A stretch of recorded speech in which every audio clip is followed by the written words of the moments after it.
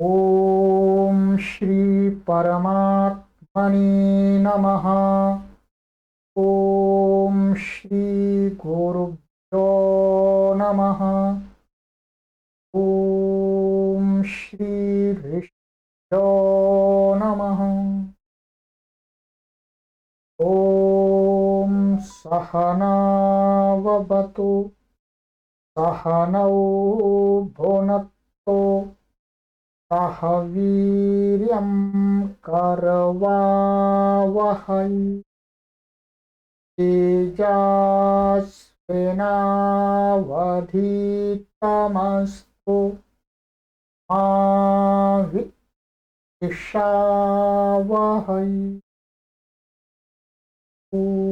ओम शांति शांति।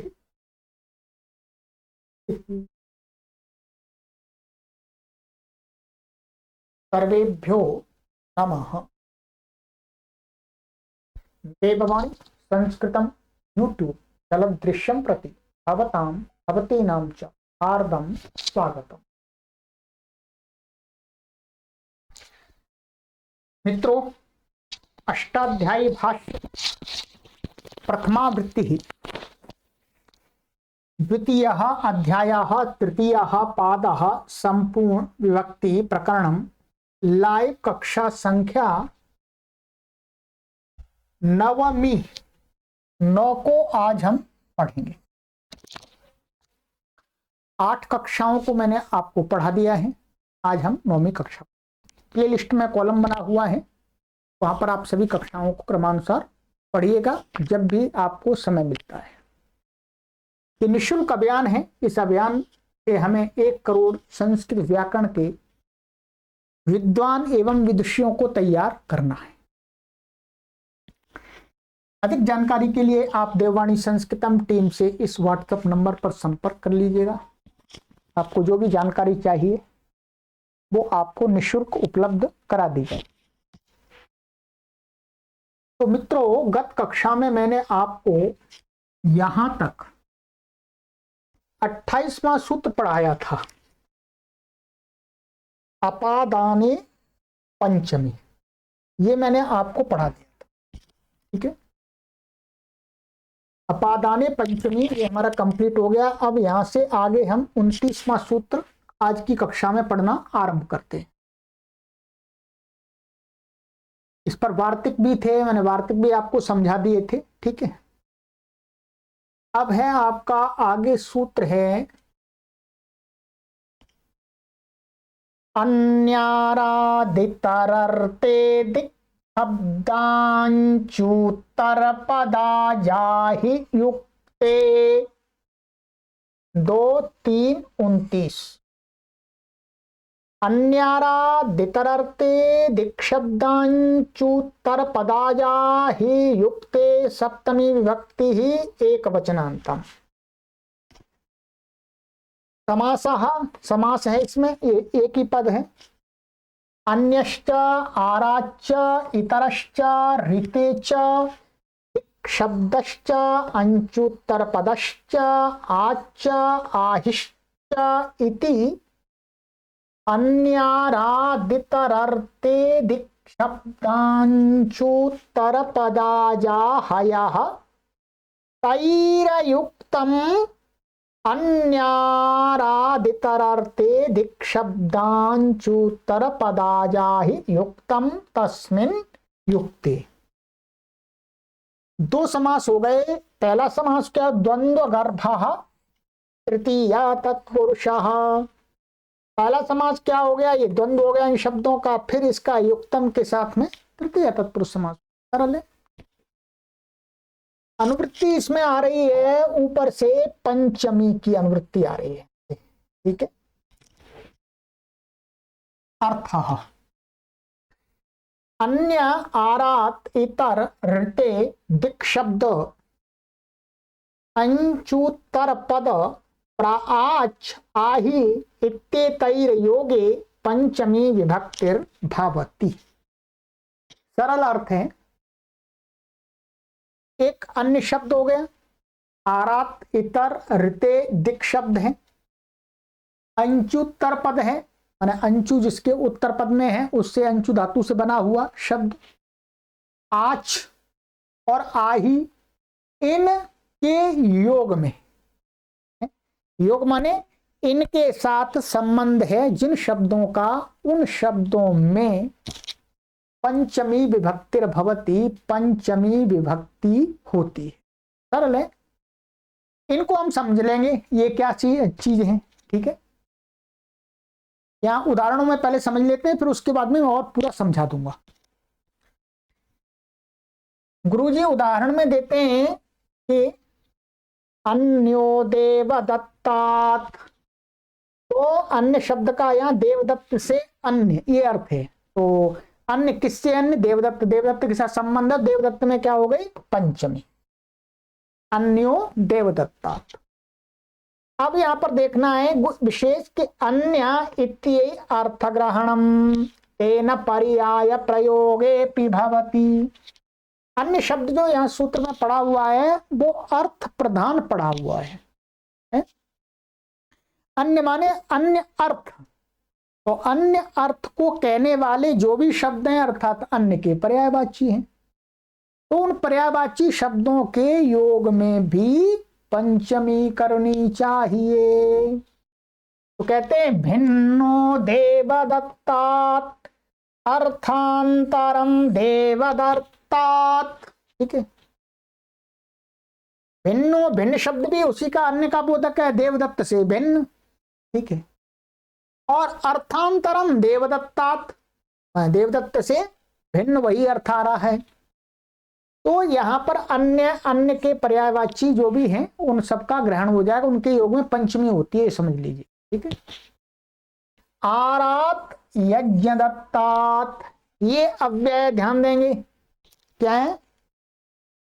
आरात का अर्थ होता है समीप, तो देवदत्त दो अर्थ होते हैं, आरात के समीप भी होता है, दूर भी अर्थ होता है। ठीक है, तो आरात देवदत्तात् मन देव या यज्ञदत्तात्, पहले देवदत्त था तो मैं देवदत्त उच्चारण कर रहा हूं, यज्ञदत्त है क्षमा कीजिएगा। आरात यज्ञदत्तात् माने यज्ञदत्त के पास अथवा यज्ञदत्त से दूर, दोनों अर्थ हो सकते हैं। तो इसके योग में इसमें पंचमी हो गई। इतरो देवदत्तात्, इतरा माने देवदत्त से दूसरा, देवदत्त से दूसरा। ऋते यज्ञदत्तात्, ऋते माने यज्ञदत्त के बिना, ऋते का अर्थ ये अव्यय है। ठीक है, कुछ अव्यय इसके अंदर, कुछ शब्द हैं। ठीक है, तो ऋते माने बिना, यज्ञदत्त के बिना। पूर्वो ग्रामात् पर्वतः, ये क्या है? दिशावाची शब्द का है। दिशावाची शब्द माने जो भी दिक्वाची, पूर्व है, पश्चिम है, उत्तर दक्षिण आदि जो भी है। तो पूर्वो ग्रामात् पर्वतः, गांव से पूर्व दिशा में पर्वत स्थित है, ये अर्थ है। तो पूर्व शब्द के साथ ग्रामात् का योग है तो इसमें पंचमी हो गई। ठीक है, चलिए। उत्तरो ग्रामात्, गांव से उत्तर दिशा में। ठीक है, पूर्वो ग्रीष्मात् वसंतः, माने ग्रीष्म ऋतु से पहले वसंत ऋतु आती है, तो यहाँ ग्रीष्मात्, ग्रीष्म से पहले, तो ग्रीष्म में पंचमी हो गई। अंचुत्तर पदे, अंचुत्तर पदे, ये जो प्राग शब्द दिख रहा है, प्रत्यक शब्द दिख रहा है, ये क्या है? अंचु धातु से बनता है। अभी मैं सूत्र बता दूंगा कि कैसे बनता है। तो अंचु माने यहाँ प्राग में ये जो ये दिख रहा है ये अंचु का है, ये उत्तर पद है, पूर्व पद है, और अक है बाद में, वो अंचु का है। तो अंचु उत्तर पद में, तो अंचु उत्तर पद वाला ये शब्द प्राक ग्रामात्, गांव से पूर्व दिशा में, इसका अर्थ है प्राक माने गांव से पूर्व दिशा में। तो ये अव्यय है, ये भी अव्यय, ये भी अव्यय है, ये अव्यय। तो प्राक, अव्यय नहीं है, अव्यय एक अलग होता है, ये सामान्य है। तो प्राक माने प्राक गांव से पहले, ये अर्थ है, गांव से प्राग पूर्व दिशा में। प्रत्येक ग्रामात, गांव से पश्चिम दिशा में, गांव से पूर्व या पश्चिम, यहां कह सकते हैं पश्चिम। आच, आच दक्षिणा ग्रामात, ये क्या है, आच प्रत्यय है। दक्षिण शब्द से आच प्रत्यय होता है, तो वो दक्षिण शब्द का ही लिया जाएगा। दक्षिण से आच प्रत्यय होकर के क्या बनता है, दक्षिणा बनता है। तो दक्षिणा ग्रामात, और ये अव्यय बन जाता है, ध्यान देंगे, अव्यय होता है। दक्षिणा शब्द अव्यय है। ये कौन सा दक्षिणा है, वो वाला दक्षिणा नहीं है तो यजमान अपने पुरोहित पंडित जी को देता, वो वाला दक्षिणा शब्द नहीं है। ये दक्षिणा दक्षिण दिशा में या दक्षिण दिशा से अथवा दक्षिण दिशा, ये उन अर्थों को कहने वाला अव्यय है। ठीक है, तो ग्राम से दक्षिण, उत्तरा ग्रामात। ठीक है, तो ये उत्तरा शब्द से भी आच प्रत्यय होता है, एक दक्षिणा से भी, दक्षिण से होता है, दक्षिणा उत्तरा, ये भी अव्यय है। ये क्या है, अव्यय, इसके रूप नहीं चलेंगे। तो उत्तरा ग्रामात, गांव से उत्तर। आही, आही भी प्रत्यय है। ठीक है, तो दक्षिणात, दक्षिणा ही ग्रामात, गांव से दक्षिण, यही अर्थ है। ठीक है, ये भी अव्यय। उत्तरा ही ग्रामात, तो उत्तर शब्द से भी आही प्रत्यय होता है, तो गांव से उत्तर, ये इनके अर्थ हैं। ठीक है, इसमें ये ध्यान देंगे, आगे यहां पर गुरुजी ने अर्थ भी लिख दिया है, वही अर्थ मैंने आपको बताया है। ठीक है, जैसे अन्यो देवदत्तात भिन्नो देवदत्ता, देवदत्त से भिन्न, अर्थांतरम देवदत्तात, वही अर्थ है। आरात देवदत्तात, देवदत्त से दूर या समीप। आरात यज्ञदत्तात, वही अर्थ है, यज्ञ के समीप। इतरो देवदत्तात, देवदत्त से भिन्न, इतर। ऋते यज्ञदत्तात, यज्ञदत्त के बिना। पूर्वो ग्रामात पर्वता, गांव से पूर्व पर्वत। उत्तरो ग्रामात, माने गांव से उत्तर पर्वत, जो पर्वत जोड़ लेंगे। पूर्वो ग्रीष्मा, ग्रीष्मात वसंता, ग्रीष्म से पूर्व वसंत आता है। अंशुत्तर पद में प्राग ग्रामात, गांव से पूर्व। प्रत्येक ग्रामात, गांव से पश्चिम। आच दक्षिणा ग्रामात, गांव से दक्षिण। उत्तरा ग्रामात, गांव से उत्तर। दक्षिणा ग्रामात, गांव से दक्षिण। ग्राम से उत्तरा ही ग्रामात, ग्राम से उत्तर। अब क्या है, इसमें बहुत सारे शब्द अव्यय हैं। यहां पर ये सूत्र दिए गुरुजी ने पीछे, यहीं पर इसके नीचे, पीछे अर्थात नीचे, प्रतीक पूर्वक अंशु धातु से ऋत्विक दद्रिक कृंचाम च इत्यादि सूत्र है। 3-2-59 से क्या होता है, क्विन प्रत्यय होकर के ये दिक शब्देभ्या से अस्ताति तथा अंचिर लुक से उसका लुक होकर प्राक और प्रत्यक शब्द बने हैं। ठीक है, हाँ ध्यान देंगे, यहां पर ये प्राक शब्द है, ये और प्रत्यक शब्द है, इनका अव्यय है। इनका ऐसे भी बनते रूप में चलते हैं, परंतु यहां पर अस्ताति प्रत्यय आ गया है, तो इसलिए क्या है, ये अव्यय बन गए हैं। ठीक है, ये सब 5वें अध्याय का विषय है। ठीक है, और उसका लुक होकर के प्राक और प्रत्यक शब्द बने। आपको अभी शब्द बनाने नहीं है, बस इतना समझना है कि यहां पर ये प्रत्यक शब्द है, ये प्राक और प्रत्यक, ये कैसे अंशुत्तर पद हैं, उनमें ये सूत्र लगते हैं। इन सूत्रों को हम आगे पढ़ेंगे तो वहां समझ में आ जाएगा। और यदि आप विशेष देखना चाहें तो पुस्तक में देख लीजिएगा। दक्षिणा में दक्षिणा दाच से क्या हो जाता है, आच प्रत्यय होता है दक्षिण शब्द से। उत्तरा में उत्तराच से आच प्रत्यय होता है। ठीक है, दक्षिणात और उत्तरा, दक्षिणा और उत्तरा बन जाता है, ये भी अव्यय है।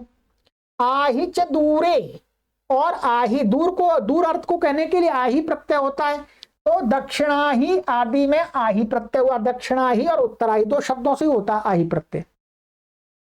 अब यहां पर क्या क्या स्पष्ट हुआ, अब हम देख लेते हैं कि इनमें कौन से शब्द तो अव्यय हैं। देखिएगा,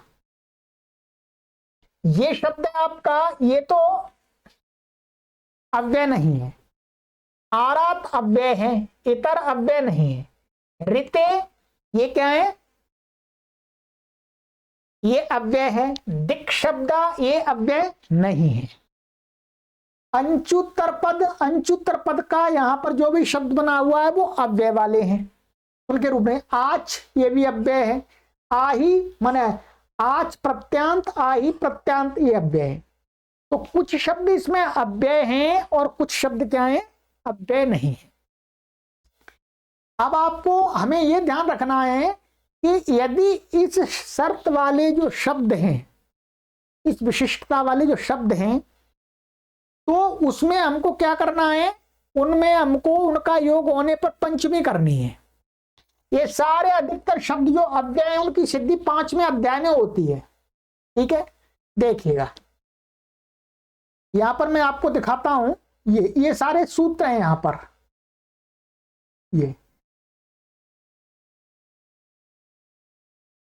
ये है आपका, ये यहां से लेकर के ध्यान देंगे, यहां से 5वें अध्याय का तृतीय पाद है ये। ठीक है, क्या है, 5वें अध्याय का तृतीय पाद है। तृतीय पाद का ये 27वां सूत्र है। ठीक है, इस 27वें सूत्र से लेकर के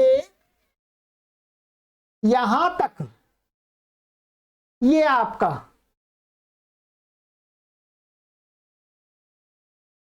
41 सूत्र तक, क्या है, 41 सूत्र तक ये जो सारे यहां पर हैं उनका ही ये सूत्र विषय है। जो आरात आदि जो प्रत्यय हैं तो इन सूत्रों से ही सिद्ध होते हैं। 5वें अध्याय में हम विस्तार से पढ़ेंगे। जैसे ये शब्द है आपका, देखिएगा यहां बना है दक्षिणा दाच आहिच दूरे उत्तराच, ये सब वही बना है। ठीक है, और ये बना है देखिएगा यहां पर अस्ताति, आगे आ रहा है ये अस्ताति च, इससे क्या है, प्राग और प्राच। अस्ताति प्रत्यय का लुक हो गया, अस्ताति प्रत्यय यहां होता है। ठीक है, ये होता है दिक् शब्देभ्य सप्तमी पंचमी प्रथमाभ्यो दिग्देश कालेष्वस्ताति, अस्ताति प्रत्यय होता है इन अर्थों में। ठीक है, तो ये सारे आपको बस यहीं पर ये सिद्धियां करेंगे। सिद्धि का काफी बड़ा है तो सिद्धियां हमको नहीं करनी है। तो यहां पर जो शब्द वहां सिद्ध हो रहे हैं उनके योग में पंचमी होती है, बस इतना आपको समझना है। ठीक है, तो ये आपका यहां पर क्लियर होगा, 5वें अध्याय में हम पढ़ेंगे तब। ठीक है, तो ये शब्द हो गए आपके। चलिएगा, अब है आपका आगे सूत्र।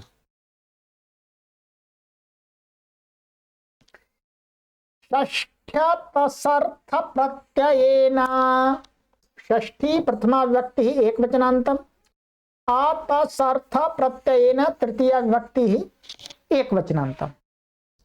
समासः अतसोर्थः अतसर्थः, षष्ठी तत्पुरुषः अतसर्थे प्रत्ययः अतसर्थ प्रत्ययः तेन अतसर्थ प्रत्ययेन सप्तमी तत्पुरुषः। पहला क्या है, षष्ठी तत्पुरुष समास हो गया। अतसः अर्थः अतसर्थ, ये अतस का अर्थ है यहां, अतस मीन्स अतसुच, ये एक अतसुच प्रत्यय है वहीं पर 5वें अध्याय के तीसरे पाद। कहा, ये 5वें अध्याय के तीसरे पाद में अतसुच प्रत्यय है। ठीक है, अतसुच प्रत्यय है। ठीक है, तो उस अतसुच प्रत्यय की बात कर रहे हैं मित्रों।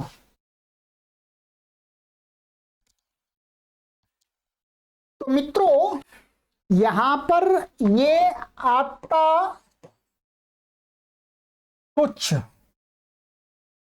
ये प्रत्यय है अतसुच, ये 5वें अध्याय के तीसरे पाद में प्रत्यय है। ठीक है, तो उसको ये अतसह का, यहाँ अतस माने ये हटा करके ऊ और च को हटा करके अतस मन षष्ठी का रूप बना दिया अतसह। ठीक है, अभी हम प्रत्यय दिखा देंगे आपको ये कहां पर है।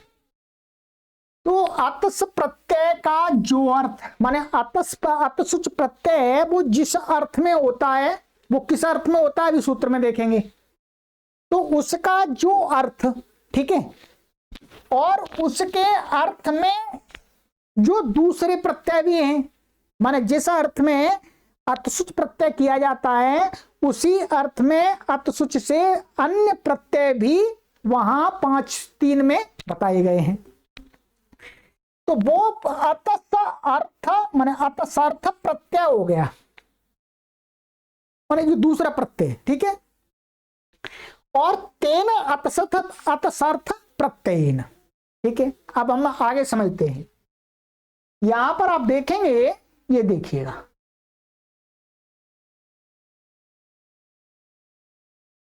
यहां पर ये मैं आपको बता रहा था, यहां पर ये वाला ये सूत्र है, यहां पर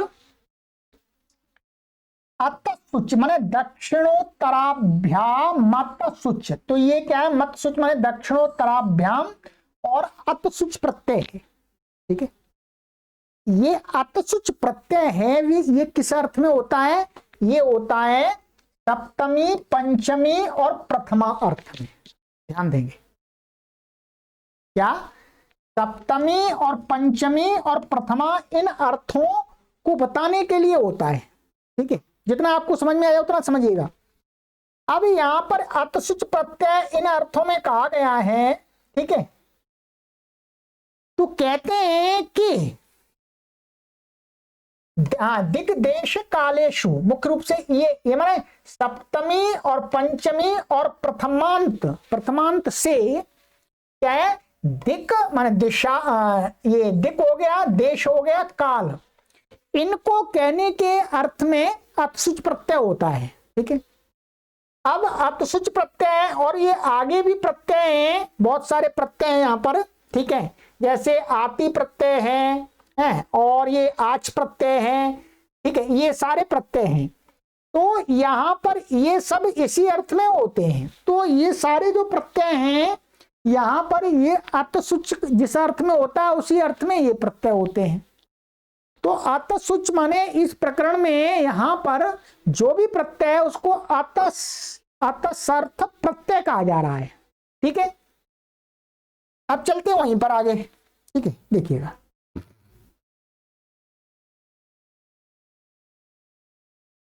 अर्थ अतसर्थ प्रत्ययेन युक्ते षष्ठी विभक्तिर्भवति। बहुत सुंदर। माने अतस प्रत्यय, अतसुच प्रत्यय के अर्थ में विहित जो दूसरा प्रत्यय कोई भी है उसके युक्त माने उसका संबंध जिस शब्द के साथ है उस शब्द में षष्ठी विभक्तिर्भवति माने षष्ठी विभक्ति होती है। ध्यान देंगे, इसके अंदर क्या आ जाएगा, अतसुच भी आ जाएगा, अतसुच स्वयं आ जाएगा और अतसुच के अलावा जो दूसरे प्रत्यय वो भी आ जाएंगे। अब देखिए उदाहरण है दक्षिण तो ग्रामस्य। अब ये क्या है, दक्षिण शब्द यहां पर अतसुच प्रत्यांत है, जो अभी बताया दक्षिणोत्तराभ्या मतसुच, उससे तो अतसुच प्रत्यांत ये अव्यय है, अव्यय बनता है अतसुच प्रत्यांत शब्द। तो यहां पर इसके योग में यहां पर षष्ठी हो गई, क्या हो गई, षष्ठी। उत्तर तो ग्रामस्य माने ग्राम से उत्तर, गांव के उत्तर दिशा में, उत्तर दिशा में, उत्तर देश या उत्तर दिशा ऐसा भी कह सकते हैं। पूर्व ग्रामस्य माने गांव के पूरब में, पुरस्तात् ग्रामस्य गांव के पूरब में, पहले मतलब सामने, उपरी ग्रामस्य गांव के ऊपर, और उपरिष्टात् ग्रामस्य। यहां पर ये जो ऊपरी शब्द है, पुरस्तात् शब्द है, पुरा शब्द है, उत्तरता शब्द है, ये सभी क्या है, अतसुच के अर्थ में विहित प्रत्यय है और अतसुच प्रत्यांत भी है, ठीक है। तो यहां षष्ठी होगी, ये ध्यान देंगे आप। पूर्व सूत्र में क्या प्राप्त की, पंचमी। पूर्व सूत्र से यहां पर कुछ भी ऐसा, यहाँ पूर्व सूत्र से कोई ऐसा प्राप्त नहीं था, यहाँ अतसुच का कोई मतलब नहीं था। अतसुच प्रत्यय में क्या है, ये नया विधान का षष्ठी होती है, षष्ठी विभक्ति का नया विधान है ये, ठीक है। अब देखिएगा, अब यहां पर लिखा है अत सर्थ प्रत्यय के योग में षष्ठी विभक्ति होती है। अत सुच के अर्थ में विहित दक्षिणोत्तराभ्याम मत सुच 5-3-28 के अधिकार में कहे हुए अत सर्थ प्रत्यय कहलाते हैं। ठीक है, अब ये यहां पर सूत्र दिखा दिए हैं, मैंने आपको वहां अष्टाध्यायी बता दी, यहां पर लिखा हुआ है ग्राम के दक्षिण में है और ऐसे ग्राम के उत्तर आदि में अर्थ लिखा हुआ है। दक्षिणता उत्तरता में दक्षिणोत्तराभ्याम मत सुच से अत सुच प्रत्यय हुआ है। पुरा में पूर्वा धरा वर्णामसी पुरधवश्चई साम सूत्र है, उससे क्या है, पूर्व को पुर आदेश होता है तथा असी प्रत्यय अतसर्थ में होता है। अतसर्थ माने जो अतसुच प्रत्यय का अर्थ होता है उसी अर्थ में वो भी होता है। दिक् शब्देभ्य से पुरस्तात अस्ताति प्रत्यय बना हुआ, दिक् शब्देभ्य पंचमी इत्यादि से। उपरिष्टात, उपरिष्टात में क्या है, ऊर्ध्व शब्द को उपभाव तथा रिल और रिष्टातिल प्रत्यय करके उपरी और उपरिष्टात सिद्ध होते हैं, ये वहीं के सारे और अतसुच के अर्थ में ही है। इन सबके योग में षष्ठी विभक्ति हो गई, बस इतना ही समझना है आपको। ठीक है, अब ये जो सारे सूत्र हैं ये आप हम आगे पढ़ेंगे कि इनके मोटा मोटा मैंने अर्थ बता दिया। दिग्ग देश काल, इन अर्थ को बताने के लिए सप्तम्यंत पंचम्यंत और प्रथमांत प्रातिपदिकों से जो अतसुच आदि प्रत्यय होते हैं। ठीक है, तो बस इतना ही समझना है आपको, ये उदाहरण दे दिए यहां पर। अब है इसके आगे हमारा सूत्र है एन पा द्वितीया, एन पा तृतीय विभक्ति एक वचनांतम, द्वितीय प्रथमा विभक्ति एक वचनांतम। अर्थ एन प्रत्ययांतेन योगे द्वितीया विभक्तिर्भवति, पूर्वेण षष्ठी प्राप्ता द्वितीया विधीयते। ये एन प्रत्यय, एन प्रत्यय भी क्या है, अतसुच के अर्थ में ही होता है। तो अतसुच के अर्थ में था तो इसलिए पूर्व वाले सूत्र से षष्ठ्यर्थ प्रत्यय, ये ऊपर वाले सूत्र जो षष्ठी अतसुत प्रत्यय है ना, उससे क्या है, षष्ठी प्राप्त थी। तो ये उसका अपवाद है, क्या है, ये उसका अपवाद है। तो अपवाद है अर्थात षष्ठी नहीं होती है। एन प्रत्यंत जो प्रत्यय है उस तंत शब्द से के योग में तो द्वितीय होती है। तो ये पूर्व में षष्ठी प्राप्त, पूर्व वाले सूत्र से षष्ठी प्राप्ति द्वितीय का विधान कर दिया।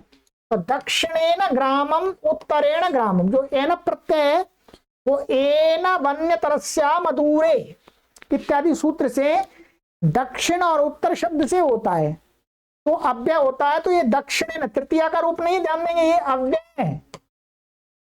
क्या है, ये अव्यय है,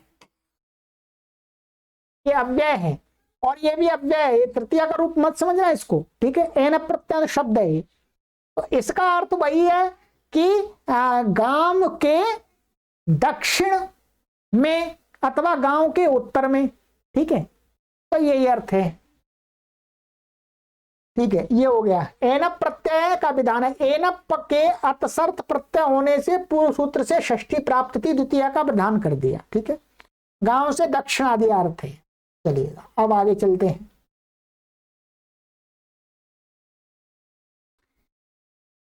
पृथक विना नानाभिस्तृतीयान्यतरस्याम, पृथक विना नानाभि तृतीय व्यक्ति बहुवचनांतम, तृतीय प्रथमा व्यक्ति एक वचनांतम, अन्यतरस्याम सप्तमी व्यक्ति एक वचनांतम।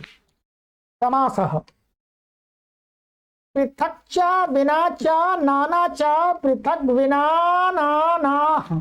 ठीक है, लगातार 3 नाना है, पृथक विना नाना और तई ही पृथक विना नाना भी, इतरेतर योगबंध शब्द है, समास है। ठीक है, अनुवृत्ति इसमें आती है ऊपर से पंचमी की। अर्थ पृथक विना नाना इत्येतैर योगे तृतीया विभक्तिर्भवति अन्यतरस्याम पंचमी च। ध्यान दीजिएगा, पृथक शब्द और बिना और नाना इन शब्दों के योग में तृतीया विभक्ति होती है। ये भी अव्यय है। ठीक है, पृथक भी अव्यय है, बिना भी अव्यय, नाना भी अव्यय। तो बिना नाना आदि के योग में जिनके संबंध होता है उनमें षष्ठी तृतीया हो जाती है विकल्प करके। ठीक है, अन्यतरस्याम पंचमी च, और पक्ष में पंचमी हो जाती है, ऊपर से पंचमी की अनुवृत्ति आ रही है तो पंचमी भी हो जाती है। तो अब उदाहरण में पृथक ग्रामेण पृथक ग्रामात, तो इसमें पंचमी और तृतीय दोनों हो गई। विना घृतेन विना घृतात, ध्यान देंगे विना शब्द का बहुत प्रयोग करते हैं, तो पंचमी और तृतीय दोनों प्राप्त हो रही हैं इसमें। नाना देवदत्तेन, नाना देवदत्ता, देवदत्त से भिन्न, हिंदी में हम यही प्रयोग करेंगे देवदत्त से भिन्न, ठीक है। चलिएगा, ये हो गया आपका। अब यहां पर कुछ विशेष नहीं है, चलिएगा ये हाँ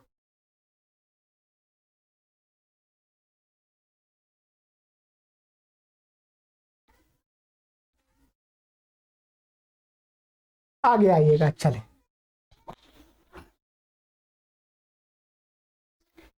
करणे च स्तोकाल्प कृच्छ कतिपयस्या सत्ववचनस्य, करणे सप्तमी व्यक्ति एकवचनांतम च अव्ययपदम,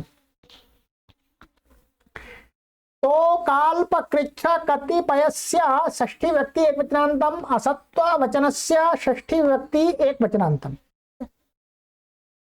समासः स्तोकश्च अल्पश्च कृच्छश्च कतिपयश्च स्तोकाल्प कृच्छ कतिपयम् तस्य स्तोकाल्प कृच्छ कतिपयस्य समाहारो द्वंद्व, क्योंकि अनेक पद हैं और वचन एक दिख रहा है तो समाहार द्वंद्व मानना पड़ रहा है। सत्वस्य वचनम सत्ववचनम न सत्ववचनम असत्ववचनम तस्य असत्ववचनस्य, तो पहले षष्ठी हो गया, सत्व का वचन सत्व को कहना और न सत्ववचनम असत्ववचनम सत्व को न कहना, ठीक है। आइएगा, सत्व का अर्थ क्या है यहाँ पर? द्रव्य, तो द्रव्यवाची नहीं होना चाहिए ऐसा कहने का अर्थ आएगा। अनुवृत्ति इसके अंदर, हाँ ये नई तत्पुरुष समास हो गया इसके अंदर, और पहले षष्ठी हो गया था, यहाँ ये षष्ठी हो गया तो लिखा नहीं है, ठीक है। अनुवृत्ति इसमें तृतीया की आती है और पंचमी की आती है ऊपर से। अर्थ तोका अल्प कृच्छ कतिपय इत्येतेभ्यो सत्व वचनेभ्यः करणे कारके तृतीया पंचम्यौ विभक्ति भवतः। यहां देखिए कहते हैं स्तोक शब्द है, अल्प शब्द है, कृच्छ शब्द है, कतिपय शब्द है। इन शब्दों से, यहां पर योग नहीं बोल रहे, इन शब्दों से, इन शब्दों में ही क्या होती है?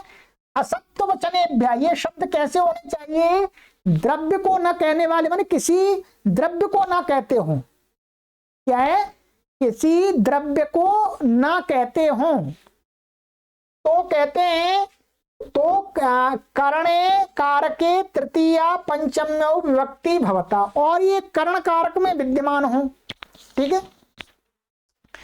माने कर्ण कारक में, माने साधन बन रहे हो मतलब, ठीक है। तो कर्ण कारक में विद्यमान हो तो क्या है? इनमें तृतीया और पंचमी दोनों विभक्ति हो जाती हैं। जैसे तो कान मुक्ता, ये क्या है? पंचमी का ध्यान देंगे। और स्तोकेन मुक्ता, स्तोक का अर्थ है थोड़ा, बस इतना कहना है। थोड़ा कोई चीज को नहीं कहा जा रहा है यहाँ पर, थोड़ा बस थोड़े से, ऐसे हिंदी में बोलते हैं, मन में विचार करें, थोड़े से छूट गया। ये क्या है? यहाँ संधि हो गई है, यरो नुनासिको नासिका वापदांत से क्या संधि हो गई है।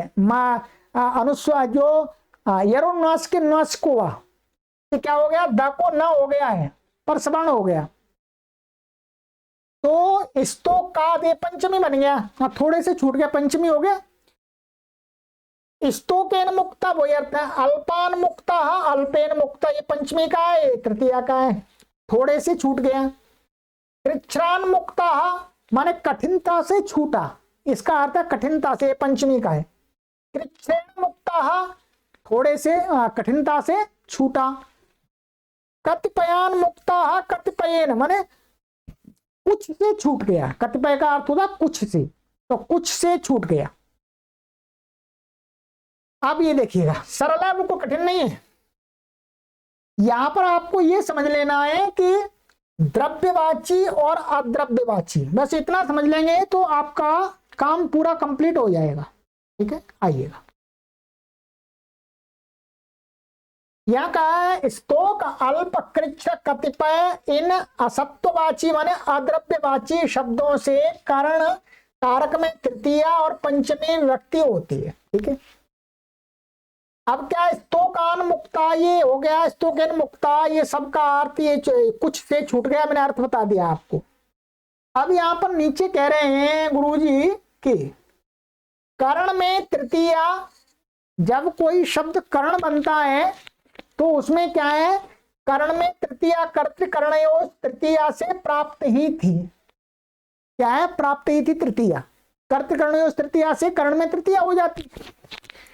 पंचमी का यहां विधान किया है, मुख्य रूप से पंचमी का किया है, परंतु ध्यान देंगे अब तृतीया भी इसी से होगी। क्या, तृतीया भी इसी से होगी, पंचमी भी इसी से होगी।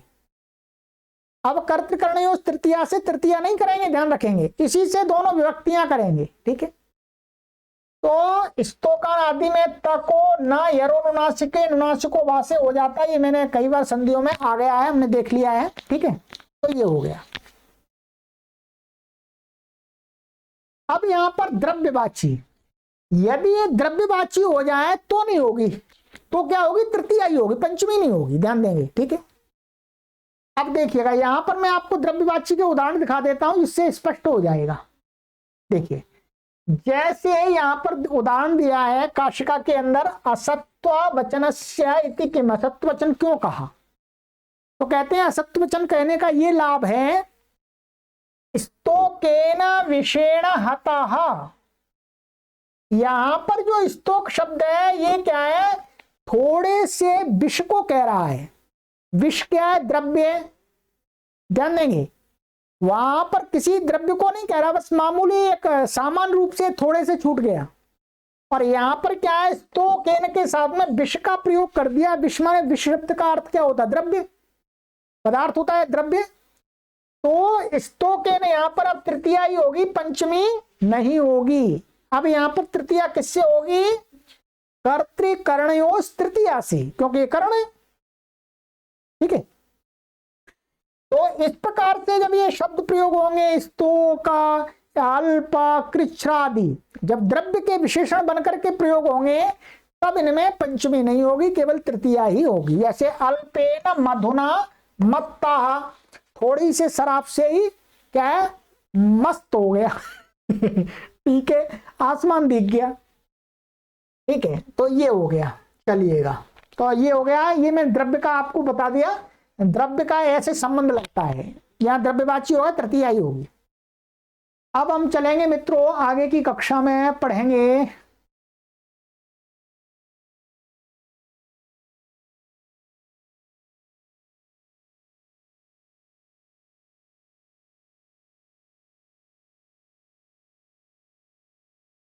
चलिएगा एक सूत्र और पढ़ते हैं, फिर बाद में आगे की कक्षा में पढ़ेंगे। ठीक है,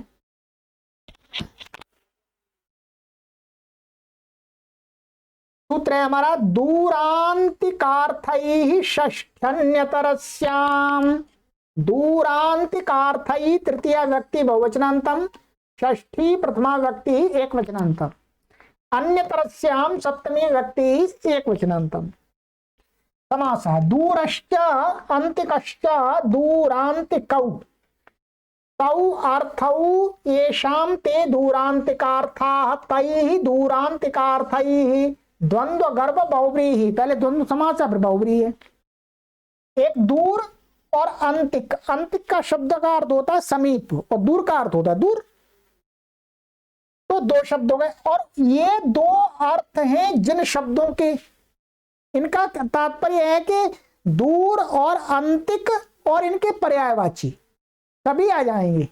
उन शब्दों को क्या कहा, दूरांतिकार्थाः तैः, ऊपर से अनुवृत्ति आ रही है पंचमी की, अर्थ दूरार्थैः अंतिकार्थैः अर्थ समीपार्थैः शब्दैः योगे षष्ठी विभक्तिर विकल्पेन भवति, पक्षे पंचमी च, पक्ष में पंचमी भी हो जाती है।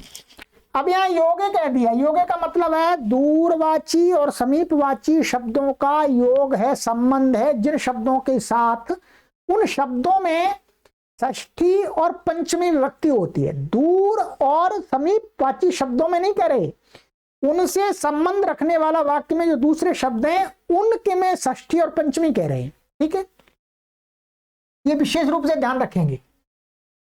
अब देखिएगा उदाहरण में, जैसे दूरम ग्रामात और दूरम ग्रामस्य, दोनों का एक ही अर्थ है, गांव से दूर अथवा गांव के दूर, हिंदी में ऐसा कह सकते हैं।